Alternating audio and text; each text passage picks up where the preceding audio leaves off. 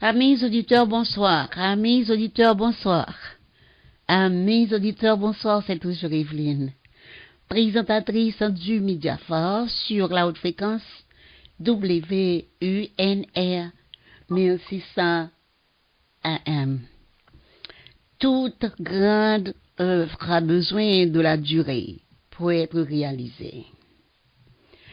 Les créateurs de génie dans tous les domaines de l'activité humaine se sont donné le temps nécessaire pour mener à terme leurs œuvres, les asseoir sur des bases solides avant de s'éclipser. Nous y sommes, Dr Henri Medjuid et moi, Evelyne, sur le plateau du Mediafort, la radio du bonheur. Comme vous le savez, Dr Henri Medjuid juge une carrière impressive de diplomatie, sillonnant 8 pays de l'Afrique et 2 de l'Europe, France et Italie, un leader politique au CV atypique. Il apporte à la fonction publique plusieurs décennies d'expertise universitaire et politique. Il comprend les enjeux internationaux. Il est fondateur, président national du Parti social-libéral, Parti centriste et panafricaniste, PSL. Il est aussi le promoteur fondateur de l'Université des créations et savoirs d'Afrique, UCSA, ministre fédéral des Affaires étrangères de la coopération internationale et en charge de la protection des Africains de l'étranger et des communautés afro-descendantes. Président délégué à la coordination du Comité fédéral africain des fêtes, je vous dis bonsoir. Bonsoir Evelyne, bonsoir chers amis, auditeurs et auditrices de la grande chaîne. Bonsoir à Mediafort. Docteur Henri Medjuid,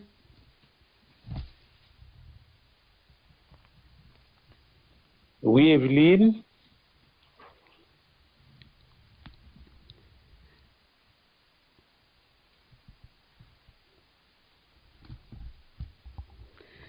Docteur Henri Medjuid, où en sommes-nous avec les menaces d'intervention militaire sur le Niger suite au renversement du président Mohamed Bazoum, et quand est-il de la transition Guinée, Mali, Burkina Faso et Mali?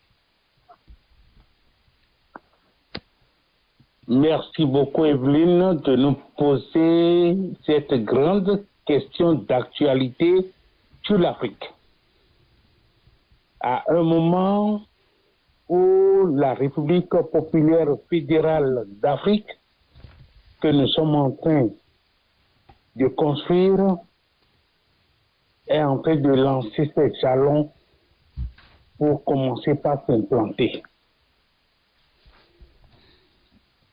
Tu as posé la question de savoir où est-ce que nous en sommes avec la transition en Guinée, la transition au Mali, la transition au Burkina Faso, et enfin, c'est ce qu'on croyait, la transition au Niger. Mais permets-moi de te dire que désormais, depuis la fin du mois d'août, nous parlons aussi de la transition au Gabon, parce que le président gabonais Ali Bongo vient d'être renversé. Et nous allons de rebondissement en rebondissement. La CEDEAO, la communauté des États, la communauté économique des États de l'Afrique de l'Ouest, la CEDEAO, qui menaçait d'intervenir militairement au Niger pour aller rétablir l'ordre constitutionnel, Je crois que la CEDEAO est en train de prendre du recul pour mieux réfléchir à cette décision qui était des plus précipitées et des moins appropriées. En Guinée, c'est le statu quo. Au Mali, c'est le statu quo. Au Burkina Faso, c'est le statu quo. Mais attention, Guinée, Mali, Burkina Faso se sont alignés du côté du Niger pour répondre du tac au tac à toute intervention militaire au Niger. Donc aujourd'hui, la communauté économique des États de l'Afrique de l'Ouest, la CEDEAO, est en état, disons, de scission. De côté, nous avons les pays qui menacent d'intervenir militairement, et de l'autre, nous avons les pays qui se disent, ils sont prêts à en découdre à quiconque qui oserait porter le feu à la République du Niger à cause du renversement de l'ordre constitutionnel.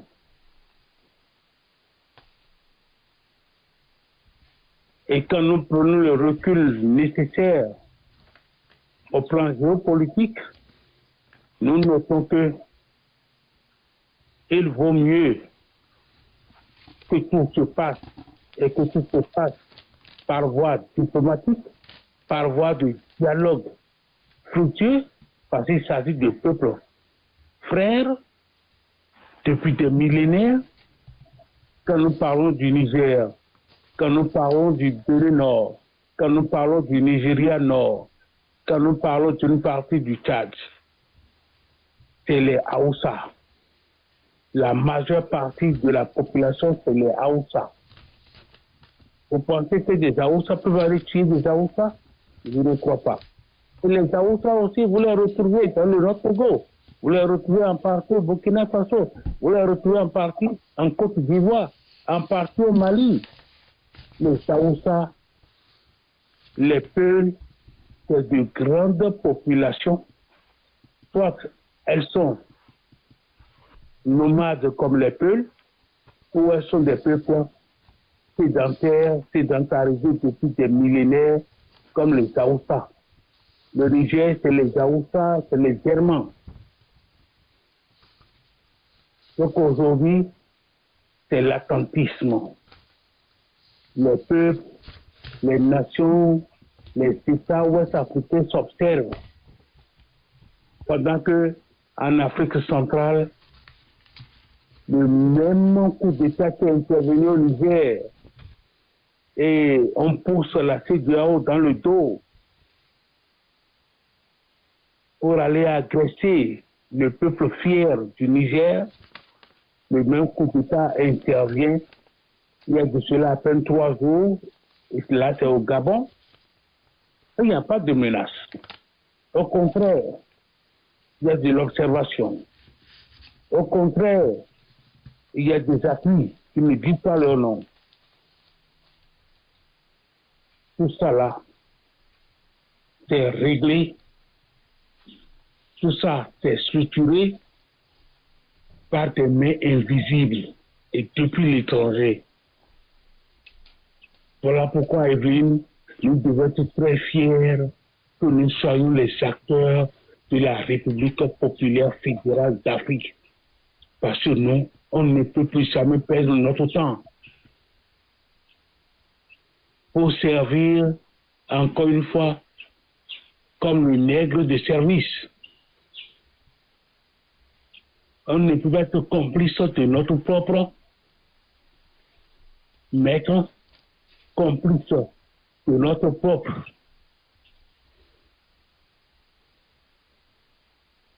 envahisseur. Nous devons rester debout et vigilants. Surtout que nous sommes en train de sortir du vieil ordre au titre duquel l'Occident a régné. que ce soit la France, que ce soit la Grande-Bretagne, que ce soit l'Allemagne, que ce soit l'Union européenne, que ce soit les États-Unis, que ce soit l'OTAN, c'est un ordre en déclin. Aujourd'hui, nous assistons à l'émergence du nouveau pôle. Et ce nouveau pôle est pour un dialogue fécond au niveau du nouvel ordre mondial multipolaire. Et c'est à cela que répond l'émergence d'une République populaire fédérale d'Afrique dont nous sommes les co-porteurs aux côtés du président fédéral, son Excellence, M. Richard Mermoz Castor de Cameroun.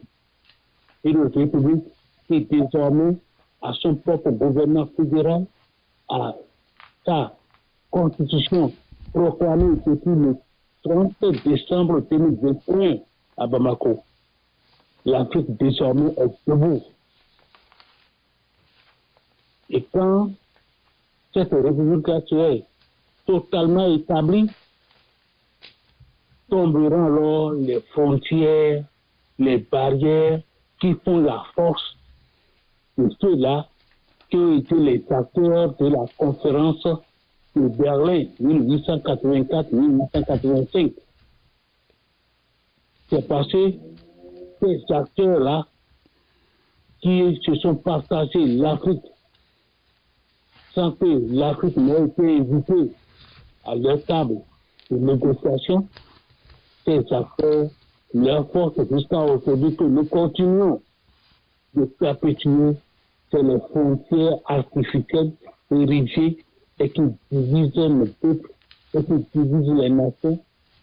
Toutes ces barrières peuvent tomber parce que la République populaire fédérale d'Afrique sera désormais une Afrique réunifiée, libre, indépendante et souveraine sur les plus de 30 millions de kilomètres carrés et avec une population de plus d'1,5 milliard. Et c'est ça qui doit être la fierté de chacun de nous. Chacun de nous se réveillant doit prier pour l'avènement de cette République populaire fédérale-là, parce qu'elle seule est en mesure de nous sauver de 5 siècles d'esclavage, de colonisation, de néocolonisation et de néocolonialisme, de toutes les exploitations dont nous avons été les victimes. Seule cette République-là peut nous sauver. Il n'y a pas autre solution ailleurs. Voilà mes réponses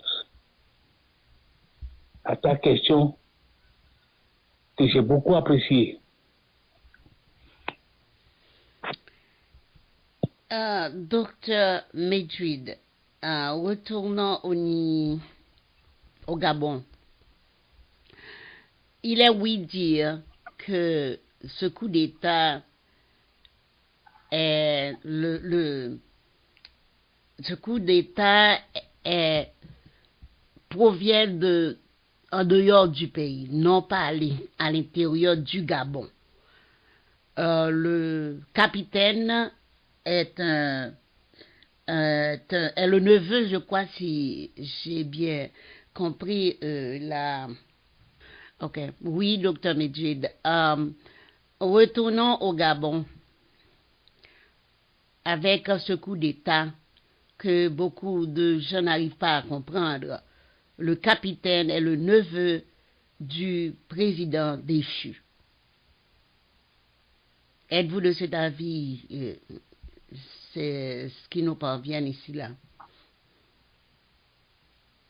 Evelyne, les supputations vont bon train. L'officier supérieur qui a été le cerveau de l'équipe qui veut de renverser Ali Bongo, c'est un général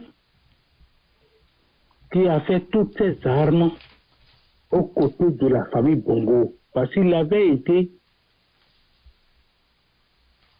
aide de camp le Bongo père, oui, Omar Bongo, il avait servi en tant que aide de camp. Donc, il est du sérail. Son père lui-même était déjà un général qui avait servi Bongo père, c'est-à-dire Bongo, Omar Bongo le père, puis Ali Bongo. Jusqu'à ce que lui-même devienne encore directeur des renseignements et puis chef d'État, major particulier du président Ali Bongo. Et quand nous voyons jusqu'à ce week-end ce qui s'est passé au Gabon, où il y avait une élection présidentielle,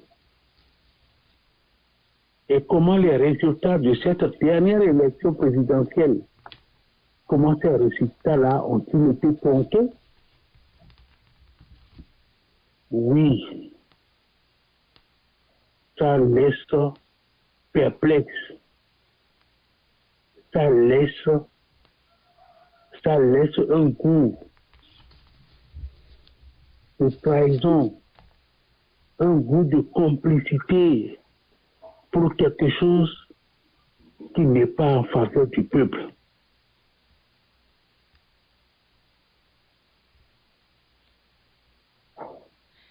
Est-ce que c'est le candidat de l'opposition, le professeur Ondosta, est-ce que c'est lui qui a gagné?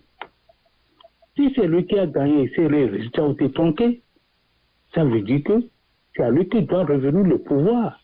Donc on a fait juste qu'écarter Ali Bongo pour que la famille Bongo puisse continuer de régner.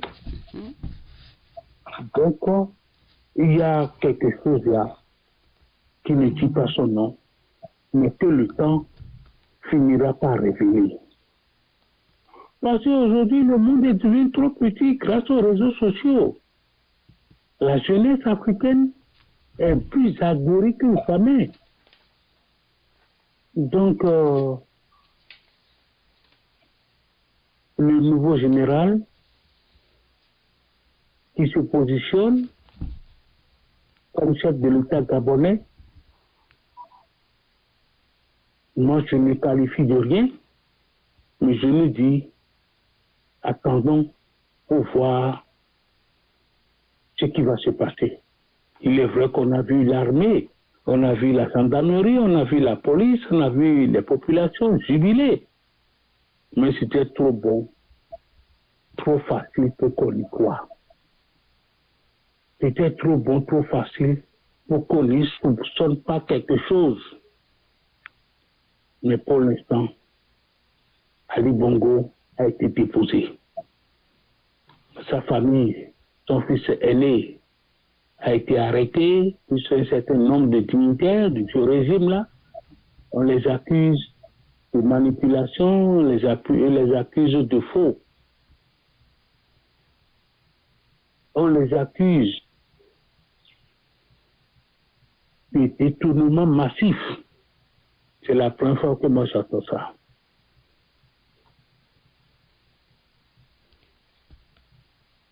Donc, je continue de dire, heureusement que la République populaire d'Afrique déjà existe, proclamée. Sinon, vous voyez, vous vous rendez compte de ce que voudrait devenir l'Afrique. Alors que tout le jeu est fait de l'extérieur, comme tu viens de le dire. Tout le jeu, c'est ici par des mains invisibles depuis l'étranger. Mais les gens ont oublié que nos martyrs sont en train de crier vengeance. Les Muammar Kadhafi, les Kwame Nkrumah, les Sékou Touré, les Amilcar Cabral, les Neto, Agostino Neto, les Thomas Sankara, les Man, les prophètes morts en esclavage. Les gens oublient que nous sommes à l'ère du verseau. et que plus rien ne sera cassé, et que l'ère du Japon, c'est l'ère de l'Afrique. Africa is back. Nous sommes déjà prêts. L'Afrique ne va plus jamais errer. Les peuples africains, partout où nous nous trouvons, nous ne pouvons plus jamais errer. Au contraire, nous devons replier nos manches, replier le pantalon et nous mettre à la tâche parce que nous savons construire la République populaire fédérale d'Afrique, qui est l'Afrique d'aujourd'hui et l'Afrique du futur. Désormais, nous voulons exploiter les ressources du sous-sol, les ressources du sol, les ressources des mers, les ressources de nos fleuves, les ressources de nos lacs, de nos lagunes, les ressources de nos montagnes, de nos forêts. Nous voulons les exploiter nous-mêmes et les transformer sur place et donner à rêver à nos jeunes, aux femmes africaines. Désormais, nous avons un but, c'est celui de nous épanouir et de faire de nos peuples des peuples épanouis. Vous avez vu tout ce qu'on a d'assister au Gabon, au Niger, où on retrouve des centaines de milliards en billets de banque, enrôlés dans des caves, enrôlés dans des chambres. Vous avez vu à quel point sont arrivés en matière de délinquance financière? Non, tout ça c'est terminé. C'est les dieux qui sont en train de se venger de la cupidité de nos hommes politiques, de la cupidité de nos leaders politiques. C'est une classe qui est totalement intégrée comme l'Occident. L'Afrique n'a plus besoin de cette politique-là, de ces politiciens-là. Aujourd'hui, c'est la République populaire fédérale d'Afrique. Je le répéterai 1000 fois. J'inviterai toujours tout le monde à aller lire la Constitution de la République populaire fédérale d'Afrique. Et vous en serez en santé. On ne va plus jamais assister à ces avatars, à ces destins issus de la malgouvernance qu'on a hérité du colonisateur. Un colonisateur qui, en 1960, nous a remis les règles du pouvoir, mais des règles du pouvoir totalement pipées. Émietté. Avec des accords coloniaux qu'on a cachés à tout le monde. Il a fallu, à partir de Laurent Gbagbo au pouvoir dans les années 2002, 2003, 2010, que ça puisse commencer par éclater les 11 accords coloniaux. C'est pour ça la loi de l'Omerta. Et c'était avec ça que la France, en réalité, régnait. C'est terminé avec notre République populaire fédérale d'Afrique, parce que c'est notre œuvre. Dieu merci que nous ayons pu au moins trouver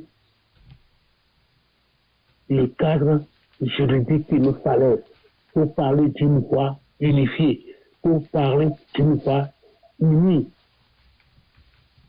pour savoir que plus jamais on ne nous les guidera, plus jamais ça. À l'aide du berceau, eh bien, il ne sera passé et pour vous assurer que nous sommes dans le vrai, nous sommes dans la plénitude de nos libertés, de notre indépendance et de notre souveraineté, et c'est notre combat. À nous deux d'abord. Toi, Evelyne, et moi, Henri Medjouid. Oui, docteur Henri Medjouid. Nous pouvons dire nous, que nous sommes au commencement d'une grande bataille. Ce n'est pas, d'après moi, une bataille déjà gagnée. C'est-à-dire, notre travail commence maintenant. Et il y a d'autres pays, il y a d'autres têtes qui vont tomber, mais l'ennemi est là et nous guette. Nous devons mettre des garde-fous. Et on va nous utiliser pour nous détruire. Alors, le travail n'est pas encore achevé. Au contraire, nous avons besoin plus de bras. De leur faire comprendre que les choses n'arrivent pas par enchantement. S'il revient à nous de participer pleinement dans cette grande bataille de délivrance du continent noir. Je crois que c'est votre avis aussi, docteur Henri Medjouid. C'est mon avis comme toujours. Toi et moi, nous ne nous contredisons jamais. Au contraire, nous nous complétons toujours et merveilleusement bien. Mais, Evelyne, nous avons une chance extraordinaire. La chance que l'Afrique a eue cette fois-ci, c'est que, au moins, nous savons qu'il fallait créer un cadre juridique. Nous sommes arrivés avec la République populaire. Aujourd'hui, nous savons que nous parlons au nom des plus d'1,5 milliard de population établie sur le continent. C'est le minimum. Nous parlons désormais en nous référant à plus de 30 millions de kilomètres carrés. Nous ne raisonnons plus en termes de je suis béninois, je suis nigérien, je suis gabonais, je suis ivoirien, je suis sud-africain. Et c'est ça qui faisait la gloire du colonisateur. Plus jamais ça. Nous parlons en tant que des citoyens africains. Vous ne pouvez vous imaginer ce que ça représente. Parce que si jamais ce cadre-là n'existait pas, les révolutions, les coups d'État auxquels nous sommes en train d'assister auraient été comme des coups d'État dans l'eau. Aujourd'hui, maintenant, le Gabon peut disparaître, le Niger peut disparaître, le Burkina peut disparaître, le Nigeria peut disparaître. Ils vont disparaître dans les limites de leurs frontières issues de la colonisation, ce qui était un malheur et qui était une fatalité. Mais ils vont réémerger dans le cadre de la République populaire fédérale, qui est construite par nous-mêmes, de nos cerveaux, avec nos intelligences, avec nos ambitions, avec nos rêves. Nous ne sommes pas allés l'emprunter parce qu'il y a des blancs, il y a des jaunes, il y a des bleus, des roses en arrière-plan qui nous téléguident. Nous ne sommes pas téléguidés. C'est issu de nos entrailles, c'est issu de nos intelligences, c'est en besoin. C'est propre à nous, c'est des rêves propres à nous, et nous ne pouvons plus les réaliser parce que nous sommes des petits produits historiques, typiquement africains. L'Afrique ne va plus jamais accepter les trahisons. Tu dis que c'est maintenant qu'il faut commencer la bataille et que nous ne sommes plus jamais divisés et que nous ne nous utilisons plus pour abattre les autres. Oui, le colon a tellement manipulé. Le colon n'a jamais exécuté directement, mais le colon a toujours fait exécuter ses plans funestes en les confiant à des mains exécuteurs noirs. Ce n'est plus possible aujourd'hui parce que les divinités, les membres des ancêtres, les martyrs, leur mémoire, tout est là, vigilant.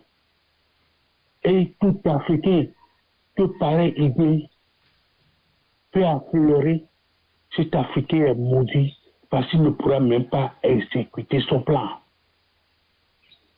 Il ne le pourra plus parce que les générations ont changé. La jeunesse africaine aujourd'hui, c'est une jeunesse combattante et combative et qui est debout. Donc, les traîtres sont prévenus. Ceux-là qui sont toujours avides d'argent de colons, ceux-là qui sont toujours avides des détournements de deniers publics, ceux-là qui sont toujours dans les sales coups, dans les faux coups, qui veulent toujours aller et s'accaparer des biens en Occident. Des biens qui finalement reviennent toujours aux Occidentaux, au lieu de construire chez eux. Les gens qui volent l'argent du peuple qui volent les impôts, au lieu qu'ils investissent dans leur propre pays, préfèrent aller investir ailleurs, en Europe, aux États-Unis.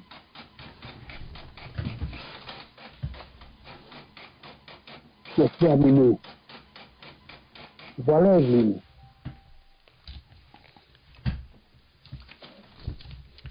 Docteur Medjid? Oui. Oui. Mais, docteur Medjid, je vous ai écouté avec beaucoup d'attention. La question de l'émergence de l'Union États-Unis d'Afrique est donc, à mon avis, une question de mobilisation d'une élite clairvoyante, visionnaire, intègre, et ayant l'humilité de communiquer aisément avec l'ensemble des populations. Une élite capable de faire émerger les stratégies dont vous venez parler, stratégies nécessaires pour cette union des États africains. Parce que vous avez parlé aussi des Hausa, ces groupements-là.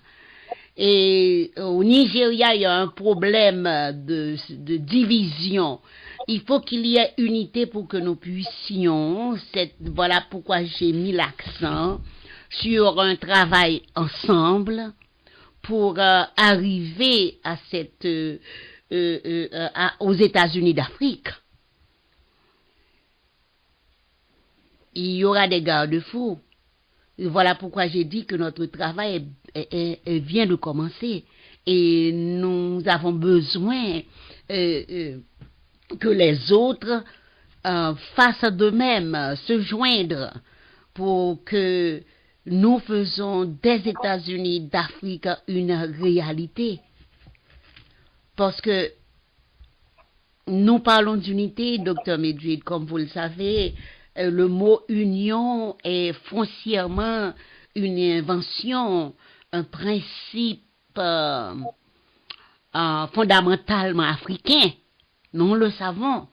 L'histoire, la vraie histoire nous apprend que déjà vers 3500, 3200 avant notre ère, l'ancêtre pharaon Narmer réunissait la basse Égypte et la haute Égypte. C'est-à-dire, nous avons une tradition de nous réellement unir. Vous m'écoutez? Je suis là. Je ne sais pas si vous êtes d'accord avec moi dans cette affaire-là d'unité. Comment nous allons le faire avec ces groupements, bien que nous sommes des Noirs sur le continent, mais il y a tellement de groupements. Mais nous avons ça dans notre tradition. Nos ancêtres ont agi autrement. Dans la tradition de nos ancêtres, si nous jetons un coup d'œil de l'Égypte antique, pendant l'intronisation d'un nouveau pharaon, il y a un geste rituelique qui se passe où le dieu Seth, symbole de perturbation, de destruction, de l'ordre cosmique, et l'autre, le dieu Horus, gardien de l'ordre cosmique, tous les deux donc ensemble transmettent en même temps le pouvoir au nouveau pharaon. C'est ce que nous lisons. Il s'agit ici d'un geste hautement symbolique, hautement important, hautement significatif, qui traduit la nécessité de ce qu'on appelle de la balance au pouvoir chez le souverain africain, chez le pharaon. C'est-à-dire, nous devons retourner à notre culture.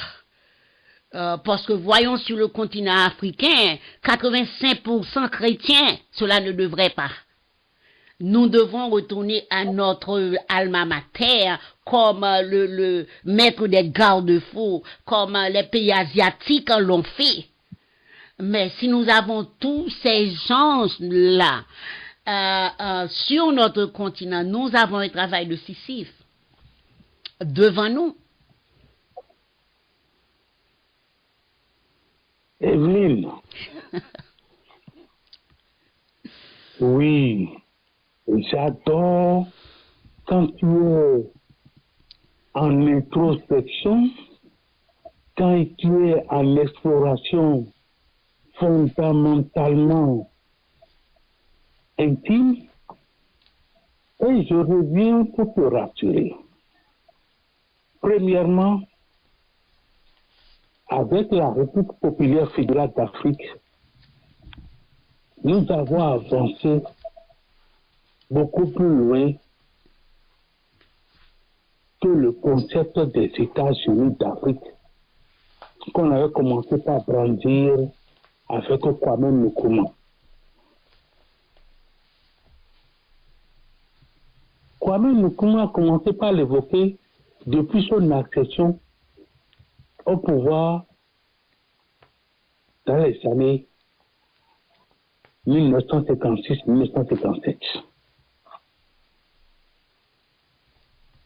Nous, aujourd'hui, notre génération ne peut pas se contenter seulement d'évoquer les États-Unis d'Afrique. Nous disons, nous proclamons la République populaire fédérale d'Afrique. Et pourquoi? Et ça rejoint, et ça vient apaiser encore un autre pan de tes inquiétudes. Quand tu es remonté à 3000 ans avant notre ère, en parlant de comment le pharaon était investi pour qu'au titre de la haute équipe, de la basse équipe, il puisse avoir unité. Oui. C'est formidable ce à quoi nous assistons. C'est formidable ce à quoi nous assistons. Pourquoi je me dis? La République populaire fédérale d'Afrique, à l'instant où je nous parle, est en train d'organiser tout ce qui est roi, tout couronné, sultan, haut dignitaire, en matière de religion traditionnelle, en matière de culte traditionnel, parce que c'est eux les racines, c'est eux l'âme de l'Afrique. L'Afrique ne l'a jamais perdu depuis son existence. L'Afrique n'a jamais perdu son âme. Le colon a beau tripatouiller l'histoire, le colon a beau vouloir orienter en sa faveur le cours de l'histoire.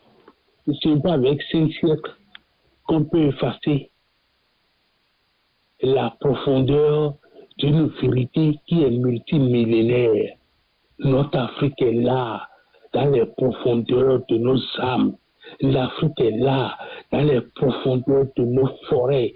L'Afrique est là, dans les profondeurs de nos mers, de nos plans d'eau. L'Afrique est là, dans les profondeurs de nos us et coutumes. L'Afrique est là, dans les profondeurs de notre culture, dans notre identité. Ce n'est pas le nombre d'années que le tronc d'arbre fait dans l'eau qui fera de lui un crocodile ou un caïman. Jamais. Le tronc d'arbre demeurera toujours le tronc d'arbre. Nous sommes des troncs d'arbre. Notre histoire est là et venue. Et aujourd'hui, la République populaire fédérale d'Afrique est en train de faire réémerger ça. Nous avons créé. Il faut toujours consulter la Constitution telle qu'elle a été proclamée le 30 décembre 2021 à Bamako. Il y a même une place, un fauteuil, un siège qui leur est réservé au sein du gouvernement fédéral africain. Et mieux que ça, à l'instant où nous parlons, nous sommes en train de préparer la grande fête fédérale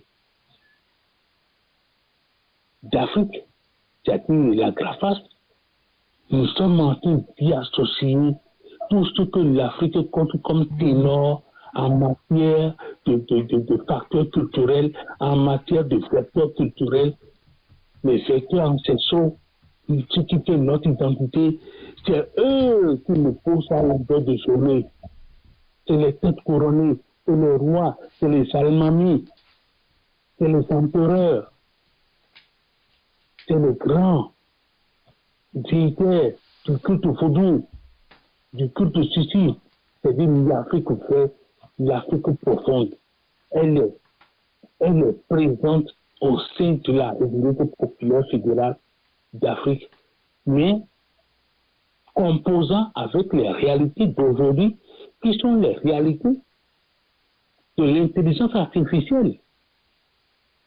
Parce que nous sommes à l'ère de l'intelligence artificielle. Nous n'allons pas tourner donc au progrès technologique. Nous sommes de plein pied dans le progrès technologique, mais tout en conservant ce que nous sommes, ce que nous avons toujours été, à l'instar des Chinois, à l'instar des Indiens, à l'instar des Hindous. Oui, nous n'allons pas perdre notre moi, nous n'allons pas perdre notre identité. Donc, tu peux être rassuré. Et la jeunesse combattante, elle est là. Elle est là parce qu'elle ne pardonnera plus jamais ce qui est écarté des générations de la table à laquelle se partageaient les richesses du continent, les ressources du continent. La jeunesse d'aujourd'hui ne vous laissera plus jamais faire et les générations à venir seront encore plus vigilantes que les générations d'aujourd'hui. Parce que c'est des générations issues du numérique, c'est des générations issues des réseaux sociaux qui ont une conscience beaucoup plus mondialisée, beaucoup plus universelle et qui savent qu'elles sont en compétition avec les générations européennes, les générations chinoises et les générations américaines. Et qu'il n'y a plus de place pour les paresseux, il n'y a plus de place pour les oisifs, il n'y a plus de place pour les fainéants. On doit rester debout, ça doit mériter son pain à la sueur de son corps. Mais on ne fera plus jamais le sérieux. Il n'y aura plus de compte d'opération où on dépose de francs CFA. C'est terminé. Parce que nous sommes devenus nous-mêmes une République populaire fédérale d'Afrique avec notre propre langue de travail, avec notre propre monnaie nationale, avec une armée panafricaine, avec des industries militaires pour occuper. Nous sommes venus pour nous occuper enfin de nous-mêmes, de notre propre destinée. L'Afrique est en train de reprendre la main pour maîtriser sa propre destinée grâce à la République populaire fédérale d'Afrique. Rien de ce que nous sommes depuis le temps pharaonique, tout ce qui est dedans comme bon, adaptable au temps moderne, seront utilisés. Rien ne sera laissé à rien. Merci beaucoup d'avoir soulevé cette grande question. Je te rassure que nous avons pris toutes les dispositions et ça va être la République populaire fédérale d'Afrique. Le temps des rêves, le temps des grands engagements, le temps du sursaut d'orgueil qui doit animer tout grand peuple qui voudrait aller loin. Ça a commencé déjà avec les BRICS, ça a commencé déjà avec les coups de force que nous ayons. Guinée, Mali, Burkina Faso, Niger, et attendons de voir au Gabon, est-ce que c'est une révolution de palais? Est-ce que c'est une révolution sincère? Est-ce que c'est une révolution systémique? On a le temps. C'est l'homme qui a peur. Sinon, il n'y a rien. Chaque génération fera sa part de mission. Nous sommes en train d'exécuter notre part de mission et nous allons l'exécuter sans esprit de trahison. Nous allons l'exécuter sans faire de l'à peu près et sans faire de l'approximatif. C'est notre credo. Merci beaucoup, Evelyne. Je vous en prie, docteur Henri Medjuid. J'ai pris lecture de notre bréviaire de la page 1 jusqu'à la dernière page. Bien sûr, ce que je veux dire, c'est de mettre des garde-fous et appliquer à la lettre le bréviaire. C'est-à-dire mettre de nous-mêmes, comme vous l'avez dit, mais bien sûr, il faut regarder l'exemple des autres qui ont mis des garde-fous. Les garde-fous, c'est pas seulement leur donner du travail, mais l'ennemi nous guette parce que ce qu'il fait donne des résultats. Et c'est l'une des raisons, notre continent est dans cet état piteux. Et aussi, Haïti se trouve là aujourd'hui que les autorités religieuses envoient le peuple à la boucherie, leur disant qu'ils vont quelque part, qu'ils n'ont jamais été, leur disant qu'ils peuvent, sans armes aucun, aller trouver ceux qui ont des armes à feu que Haïti ne fabrique pas. Il y a eu un massacre la semaine dernière, des jeunes, parce que les églises les envoient à la boucherie. Alors c'est ce que je veux mettre accent sur la façon dont nous autres, c'est l'heure réellement de l'Afrique, l'ère du verseau. Mais quand même, nous devons y prendre part. Comme les autres, comme la Chine l'a fait. Je peux même pas dire, ok, les pays arabes l'ont fait. Et voilà pourquoi ces pays-là sont là où ils sont, parce qu'ils ont mis des garde-fous. Nous autres, nos portes sont grandement ouvertes pour tous les assassins. Et ils sont venus sur le continent, dans les pays là où il y a beaucoup de Noirs, avec un message de gloire, un message de résignation pour voler nos terres, pour voler nos richesses. Alors voilà ce que j'ai dit. Voilà l'accent que j'ai mis en observant aussi, en lisant les autres pays qui arrivent maintenant à se débrouiller, non pas se débrouiller. Quand on parle de BRICS, il y a de ceux-là qui ont été dans cet état là où nous sommes aujourd'hui. Mais comment ils sont sortis? Ils ont mis des garde-fous. Alors c'est de ça que je veux mettre l'accent sur la façon dont nous autres, nous allons s'y prendre. Evelyne. Parce que c'est un continent le plus riche, et je m'excuse, c'est le continent le plus riche du monde. Et c'est maintenant que beaucoup d'autres pays apprennent que le continent africain est tellement riche. C'est un continent béni. Regarde là où nous sommes. Quand on parle de Gabon, le Gabon est un petit pays peuplé, je crois, 1 million ou bien plus d'1 million d'habitants. Très riche. Dirigé, on appelle l'huile du Gabon l'or noir du Gabon. Très riche. Et depuis 50 ans, dirigé par le même homme, de son palais, du bord de la mer, du bord de mer, au Mabongo, Rayon Patriarche. Il parle toujours de la France au lieu de son pays, 55 ans au pouvoir. Alors voilà pourquoi j'ai parlé encore. Il faut mettre des garde-fous. Docteur Medjuid, vous me comprenez? Evelyne, je te comprends comme toujours. Et je fais référence, et je reviens encore là-dessus, et je vais toujours nous inviter. Nous inviter à quoi? Tu l'as évoqué, tu as parlé de notre bréviaire. Pour bien préciser qu'il s'agit de la Constitution. Oui. Dans cette Constitution, nous avons élaboré tout ce qui est garde-fou, tout ce qui est obligation de l'État fédéral vis-à-vis des populations, tout ce qui est ce qu'on attend aussi de la part des populations. Et mieux que ça, ne pensez pas que Haïti soit, disons, un cas d'exception. pour tous ceux que nous y vivons actuellement, les pasteurs, les prêtres qui envoient nos populations à la boucherie. Mais tout ça va durer un petit temps.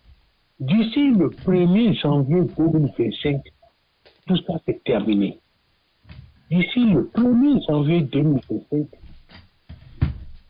quand la République populaire sera établie dans ses réalités organiques, institutionnelles, organisationnelles, et que les ministères fédéraux seront installés, Haïti aura un gouverneur, parce que Haïti va devenir un territoire gouverné au sein de la République populaire fédérale d'Afrique, comme tous les autres États aujourd'hui dans leur existence territoriale, avec des frontières, avec des partis politiques. Dans ce pays, on compte 273 partis politiques. Voici ceux qui sont de la mouvance, voici ceux qui sont de l'opposition, et qui se tiraillent, et qui s'entretuent. C'est tout cela qui génère cette bagaille-là. Nous allons commencer par respirer l'air de la liberté, l'air de l'organisation, l'air de la paix, parce que sans paix, il n'y a pas de développement. Il faut que nous soyons réunis, il faut que nous puissions regarder dans la même direction pour pouvoir générer le développement. Nous sommes obligés de nous imposer la règle de l'autodiscipline, la règle de l'autodiscipline, la règle de la systémique révolutionnaire. Parce que si nous ne nous mettons pas ensemble, si nous ne nous fixons pas des règles, des normes auxquelles nous obéissons, nous ne sommes pas les premiers. Les Américains, depuis le temps d'Abraham Lincoln, les Thomas Jefferson, les George Washington, la Chine, le pays le plus peuplé au monde, a commencé ça avec Mao Tse-tung. Ça s'est affermi. Et aujourd'hui, ça se poursuit. La Chine poursuit sa construction. Vous pensez que un jour, les Noirs ne vont pas se comporter comme les Chinois? Mais cela, il va de leur propre survie en tant que race humaine. Nous sommes obligés d'arriver à cette gouvernance auto-consentie où tout le peuple, à commencer par notre jeunesse, la jeunesse noire de par le monde, ce n'est pas seulement la jeunesse africaine. La jeunesse afro-descendante aussi est concernée. La jeunesse de la diaspora est concernée. Vous ne voulez pas dans quelle précarité cette jeunesse-là vit. Et pourtant, c'est une force de travail impressionnante, mais qu'il faut mobiliser, qu'il faut encadrer. C'est de l'encadrement que nous avons failli jusque-là. C'est de l'encadrement. Nous n'avons pas de politique éclairée. Nous avons pas de politique structurante. C'est ça que la République populaire fédérale d'Afrique est venue pour mettre en place. Pour que nous puissions, comme on le dit, la jeunesse puisse monter sur les épaules des anciens pour regarder beaucoup plus loin. Et elle est déjà là. Elle s'implantera. Notre bréviaire, notre Bible, notre Coran, notre Torah, c'est la Constitution de la République populaire fédérale d'Afrique. C'est très important. Et si nous avons un peu de temps, ne manquons pas aussi de faire le point par rapport aux préparatifs de la GRAFAS. S'il te plaît. Certainement, j'allais vous poser des questions sur ce grand événement. C'est dans 3 mois ou bien c'est dans 3 mois, le GRAFAS Code 23. Bien sûr, mais on doit continuer, docteur. Avant de passer au GRAFAS, on doit continuer la semaine prochaine sur ce que nous venons de parler, c'est-à-dire au sujet de la République fédérale. Comment nous allons s'y prendre? Nous nous réjouissons de ce qui se passe sur le continent, mais nous devons mettre des garde-fous. L'ennemi est toujours là, l'ennemi ne va pas s'éclipser dans un clin d'œil. C'est-à-dire, là où il y a la réjouissance, il y a aussi cette pensée et de s'y prendre en charge et comment de s'unir. Premièrement, c'est la condition sine qua non. Et voilà pourquoi ils nous divisent. Et ça marche. Alors, ils vont continuer sur cette même lancée, utiliser nos propres frères, nous autres, pour nous détruire. Alors, c'est là mon point d'interrogation. Et je pense qu'on va continuer à travailler pour que nous puissions cléonner ce mot unité entre les frères noirs. Pour que nous puissions arriver au but visé, les États-Unis d'Afrique. C'est possible, avec notre possibilité, notre façon de travailler, notre vision d'un monde nouveau. Docteur Medjid. Bon, passons au GAFAS si vous n'avez pas de... Non, attends, Evelyne. Oui, je vous écoute. Vous ouvrir une parenthèse très importante. Avant qu'on ne la referme, je nous invite à nous approprier le contenu de la Constitution. C'est tellement important. Et pourquoi je le dis? Nous avons proclamé la République populaire fédérale comme un stade de dépassement des États-Unis d'Afrique. Les États-Unis d'Afrique pourraient être suscités de l'extérieur. Les États-Unis d'Afrique pourraient être une juxtaposition, ce dont nous ne voulons pas. La République populaire rappelle que la souveraineté réside dans le peuple et qu'il n'y aurait pas d'États-Unis d'Afrique sans le peuple. Ce ne serait pas des superstructures juxtaposées pour donner les États-Unis d'Afrique, non. Nous devons aller à nos peuples. Nous devons rechercher notre souveraineté, la justification de notre existence politique, notre existence organique, notre existence institutionnelle grâce au peuple. Parce que le développement, c'est au service de l'humain. On ne doit plus jamais commettre l'erreur de nous développer alors que nous sommes en train de nous développer et les populations sont là, dans la pauvreté et dans la famine. Ça ne doit plus jamais nous arriver. Je ferme d'abord cette parenthèse. Bien sûr. Et pour te dire, l'agrafage, son objectif premier, et c'est à cela que j'invite les communautés afro-descendantes. Oui, docteur Medjid. Oui, docteur Medjid. Nous devons nous servir de la GRAFAS d'abord pour vulgariser à très grande échelle le contenu de la Constitution. C'est là notre lumière, c'est là notre éclairage, c'est là nos engagements collectifs et individuels. Et on aura besoin de beaucoup de ressources.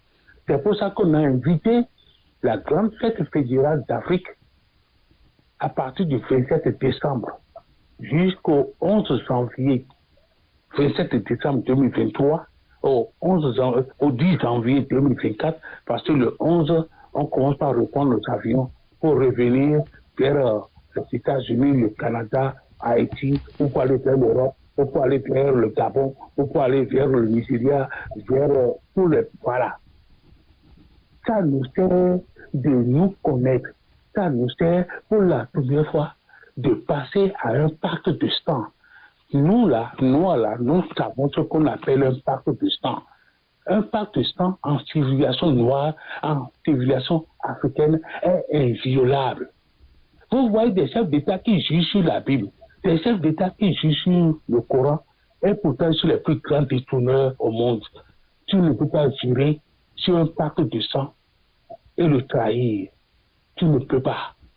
C'est ça qui faisait, et c'est ça qui fait le fondement de la civilisation noire, et qui a vécu toutes les péripéties et est demeurée debout. Et on la retrouve dans la République populaire fédérale d'Afrique. C'est très important. La grafface, comment y parvenir? On aura besoin de ressources, on aura besoin de la participation massive de nous tous. C'est l'heure de l'Afrique transformée. Merci à tout ce que tu fais, Evelyne.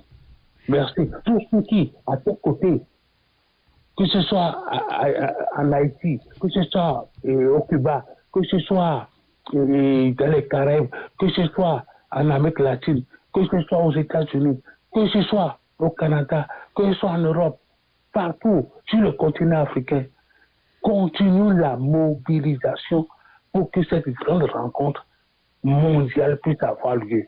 Ça veut dire la rencontre Afrique-Monde. Et nous allons rayonner de par notre identité noire, notre identité africaine. Bon. Ils ne sont pas différents des autres, ils ne sont pas plus intelligents que nous. Eux aussi ne sont pas plus intelligents que nous. C'est l'heure de la vérité qui a sonné. Voilà, Evelyne. Oui, docteur Medjid, nous devons y retourner la semaine prochaine pour y parler davantage. Et c'est pas seulement, je continue à inviter les gens à y participer et la semaine prochaine, nous continuons à le faire. Et il y a les gens, il y a comment communiquer avec nous autres pour que cela devienne une réalité. Vous voyez? Tout ce que nous venons de dire fait partie de ce que nous avons proposé aux gens de voyager, d'y venir, d'y participer. Alors de là, nous pouvons avoir un grand comité avec les gens qui viennent. Alors pour qu'on puisse propager cette bonne nouvelle. Bien que nous devons y retourner parce qu'il y a un petit pléonasme entre les États-Unis d'Afrique et ce que nous faisons. Je pense qu'on fait la même chose. Réunir les afrodescendants et aussi nos frères restés sur le continent. C'est le moment pour nous. C'est nous les Noirs. Ceux qui sont âgés, vous ne travaillez pas pour vous, mais vous travaillez pour la génération future. Et je crois que c'est un grand mouvement que les gens ne doivent pas rester avec les bras croisés et regarder les autres travailler. Je pense qu'il y a une grande opportunité pour que tout le monde y participe d'après la façon dont les gens veulent participer, bien sûr. Nous avons 3 mois. Pendant ces 3 mois, nous allons faire notre possible pour que les gens de la diaspora, c'est pour la première fois, c'est une grande première, pour qu'ils puissent se rendre là-bas, faire un petit effort pour s'y rendre et me rencontrer avec les gens qui sont très dévoués, les membres, et aussi former un comité et retourner chez nous pour travailler, pour que ce comité puisse travailler. Et j'aurais un appel à lancer. C'est un appel très important. Oui, allez-y. Merci Evelyne. Je vous en prie. Le dimanche 24 septembre prochain, oui. le dimanche ou plutôt le lundi 25 septembre prochain, nous allons tenir une grande conférence de presse de pré-lancement. Nous allons voir avec Africa Tempo TV comment faire pour que puisse être retransmis de par le monde. c'est très important. Le dimanche ou le lundi, on va voir avec Professeur Baloubi. Oui, exactement, professeur Salif Désiré Baloubi, Oui. on va voir avec lui comment faire pour que notre conférence de presse puisse être retransmise en direct. Ou après, ça peut se passer pour que tout le monde ait ça sur YouTube. C'est très important. Si au niveau des communautés afro-descendantes ou de la diaspora ou du continent africain, il y a des questions, exemple, pour nous les envoyer, on peut les préenregistrer pour qu'au cours de la conférence de presse, nous puissions apporter les réponses qu'il leur faudra. Il est vrai qu'on fera des arbitrages, on ne pourra pas répondre à toutes les questions, surtout lorsqu'elles vont se recouper et plusieurs sur la même préoccupation. Donc, c'est déjà, j'invite les opinions, j'invite les consciences, j'invite les cœurs à ce que nous puissions être en communication mentale pour la tenue de... Et c'est à partir de cette conférence-là que nous allons dévoiler le site web.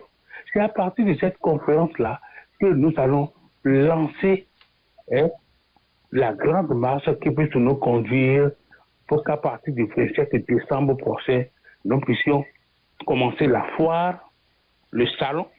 La foire, ça va porter sur l'agriculture biologique. Le salon, ça va porter sur Afrique et intelligence artificielle.